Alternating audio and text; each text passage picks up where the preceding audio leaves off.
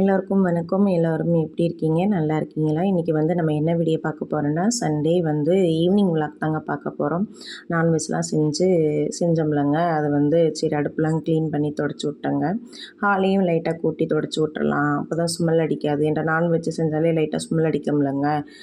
அதனால சரி தொடச்சி விட்டுறலாம் அப்படின்னு சொல்லிட்டு நல்லா கூட்டி மாப் போட்டு தொடச்சி விட்டுட்டேங்க. இது வந்து நம்ம புது வீடு கட்டுறோன்னு சொல்லும் இல்லையா? அது உண்டான கிச்சன் தாங்க பாருங்கள்.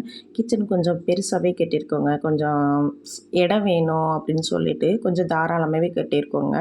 பா ஷேப்பில் கிச்சன் போட்டிருக்கோங்க. கல் வந்து பா ஷேப்பில் போட்டிருக்கோம். நல்லா பெருசாகவே இருக்கும். இதுதாங்க கிச்சனோட டைல்ஸு. எப்படி இருக்குன்னு சொல்லுங்கள். எனக்கு ரொம்ப பிடிச்சிருக்கு. இந்த மாதிரி கோல்டு கலர் கொடுத்து பிளாக் கலர் பார்டர் கொடுத்துருக்கோங்க. நல்லாயிருக்கும். செல்ஃப்லாம் எதுவும் அடிக்கலைங்க.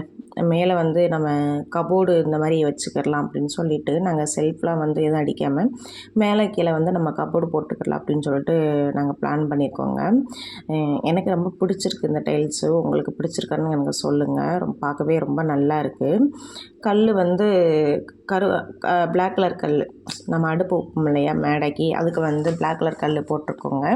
கீழே உள்ள ரூமுக்கு வந்து ஒயிட் கலரு டைல்ஸ் போட்டு பிளாக் கலர் பார்டர் கொடுத்துருப்போம். ரெட் கலர் வந்து கல் போட்டிருப்போம். அதுவும் பார்க்குறதுக்கு ரொம்ப சூப்பராக இருக்கும். நான் அதையும் எடுத்து நான் வீடியோ போடுறேங்க. அது இதை விட அது நல்லாயிருக்கும். இதுதாங்க என்னோடய கிச்சன், நியூ கிச்சனுங்க. வேலை இன்னும் முடியல. வேலை முடிஞ்சுன்னா நான் வீடியோ போடுறேங்க. பூண்டு, சீரகம், மிளகு, இஞ்சி இது வந்து நம்ம நல்லா அரைச்சிக்கிடலாம். கருவேப்பிலை சேர்த்து நல்லா அரைச்சிட்டு நெத்திலி மீன் எடுத்துக்கலாங்க. இந்த மசாலா நீங்கள் அரைச்சி பண்ணுங்கள். ரொம்ப சூப்பராக இருக்கும். அரைச்ச மசாலா கொஞ்சம் மிளகாத்தூள், கொஞ்சம் மஞ்சத்தூள், உப்பு, கார்ன்ஃப்ளவர் மாவு, அரிசி மாவு இருந்தால் சேர்த்துக்கோங்க. என்கிட்ட இல்லை, அதனால் நான் சேர்க்கலை. நீங்கள் அரிசி மாவு சேர்த்து நல்லா மிக்ஸ் பண்ணி நல்லா அரை மணி நேரம் ஊற வச்சுருங்க. அந்த மசாலா அதுக்குள்ளே இறங்கணும்.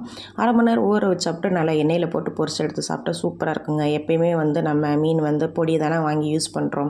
ஒரு தடவை இந்த மாதிரி செஞ்சு பாருங்கள். ரொம்ப சூப்பராக இருக்கும்.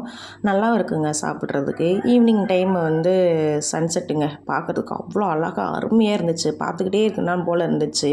பார்க்க அவ்வளோ அழகாக இருந்துச்சு பாருங்கள்.